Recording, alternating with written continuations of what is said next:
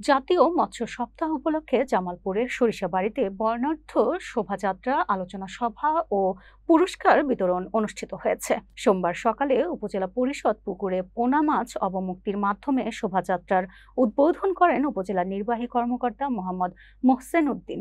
শোভাযাত্রাটি প্রধান সড়ক প্রদক্ষিণ শেষে উপজেলা অডিটোরিয়ামে আলোচনা সভায় মিলিত হয়। সভায় সভাপতিত্ব করেন সিনিয়র উপজেলা মৎস্য কর্মকর্তা দেবযানী ভৌমিক।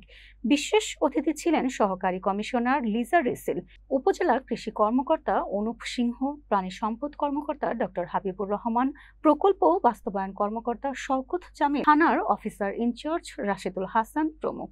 বক্তারা তরুণ উদ্যোক্তাদের মৎস্য চাষে আগ্রহী করে তুলতে বিভিন্ন দিক নির্দেশনা দেন।